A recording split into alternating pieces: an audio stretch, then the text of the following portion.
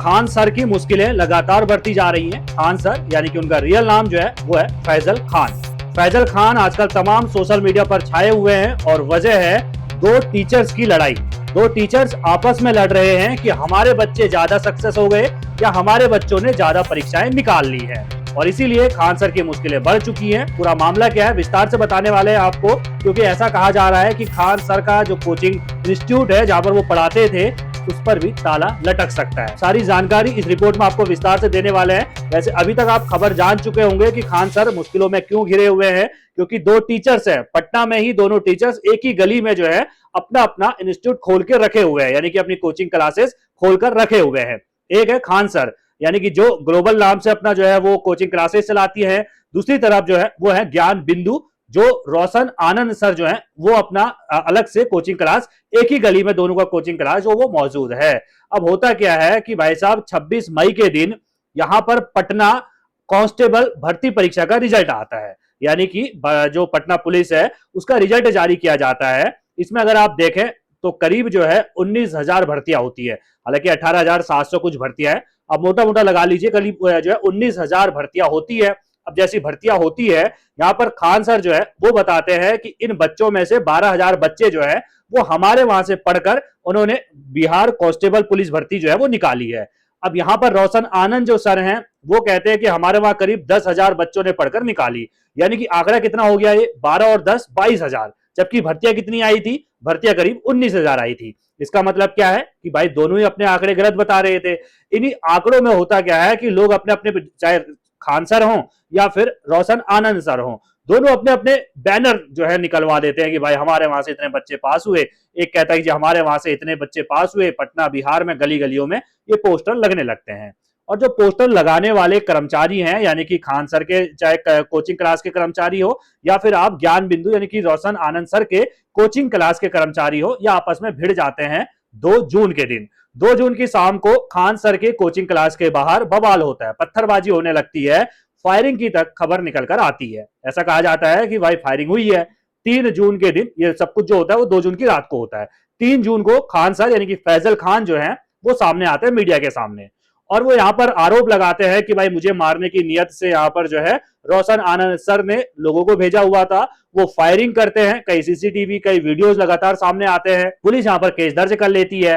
रोशन आनंद जो सर है उनको गिरफ्तार भी कर लेती है कि भाई साहब आपने जो है वो मारने की नियत से हमला करवाया था और सीधे तौर पर पथराव हुआ था। कई सारे वीडियो भी सामने आए थे। रोशन आनंद सर को जब गिरफ्तार किया जाता है तो दोनों के बच्चे भी आमने सामने आ जाते हैं, क्योंकि दोनों की फैन फॉलोइंग अच्छी खासी है। खान सर को तो आप भली बात ही जानते होंगे, क्योंकि उनका पढ़ाने का जो तरीका है भारत ही नहीं पूरी दुनिया में भाई वो छाए हुए रहते हैं, हमेशा उनके वीडियो को लोग पसंद करते हैं। रोशन आनंद सर की अगर बात करें तो उनको भी बहुत चाहने वाले जो छात्र हैं वो हैं, उनकी भी भारी संख्या में फैन फॉलोइंग छात्रों के बीच है।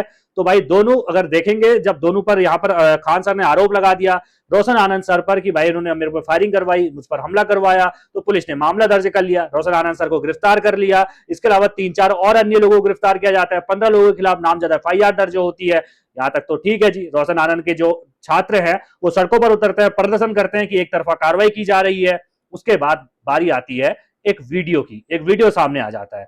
उस वीडियो में साफ तौर पर दिख रहा होता है कि जो खान सर के कोचिंग क्लास के बाहर 2 गार्ड तैनात थे, उन गार्डों ने ही फायरिंग की है, यानी कि खान सर के गार्ड ही फायरिंग कर रहे हैं। जबकि रोशन आनंद के जो कर्मचारी हैं या जो पोस्टर चस्पा कर रहे थे, जिनकी लड़ाई हुई थी, वो सिर्फ पत्थरबाजी कर रहे थे, वो सिर्फ पत्थर फेंक रहे थे, उनके पास कोई भी हथियार नहीं था, उन्होंने फायरिंग नहीं की थी। अब यहां पर नया मोड़ आ गया। पुलिस ने जो है वो खान सर के 2 गार्ड को गिरफ्तार कर लिया।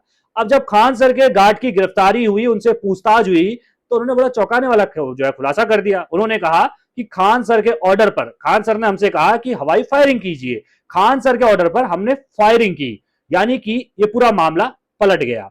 जो खान सर 3 तारीख को 2 तारीख के हमले की जानकारी देते हुए बता रहे थे कि तड़ातड़ गोलियां मुझ पर चलाई गई, यानी कि मेरे कोचिंग क्लास के बाहर तड़ातड़ गोलियां चलाई गई, मुझे जान से मारने की कोशिश की गई, वो कुछ दिन बीतते ही यानी कि करीब 5 जून के दिन जो है खबर निकल कर आ जाती है कि भाई साहब वो गार्ड ने गोली चलाई थी। जो गली में सीसीटीवी लगा था उसमें साफ तौर पर गार्ड जो है वो गोली चलाते हुए, सुरक्षा गार्ड गोली चलाते हुए नजर आते हैं। सुरक्षा गार्ड को गिरफ्तार किया जाता है। वो कह देते हैं जी खान सर ने हमसे कहा कि आपको फायरिंग करनी है, पथराव हो रहा है, जान बचाने के लिए कियो, भले कैसे भी कियो, लेकिन भाई जब सामने हथियार नहीं लेकर आया तो आप फायरिंग कर रहे हैं तो किसी की जान आप ले सकते थे, इसीलिए आप पर भी मुकदमा दर्ज हो जाता है। खान सर पर मुकदमा दर्ज हो चुका है। खान सर पर कई गंभीर धाराएं लगी है, जिसमें आर्म्स एक्ट यानी कि आपने हथियार रखने की धाराएं आप पर लगाई गई है। और जब खान सर पर मुकदमा दर्ज होता है तो उसके बाद से खान सर गायब हैं, यानी कि 2 से 3 दिन गुजर चुके हैं खान सर पर मुकदमा हुआ और अभी तक खान सर गायब है। हालांकि शनिवार के दिन जो है वो खबरें निकल कर आती है कि खान सर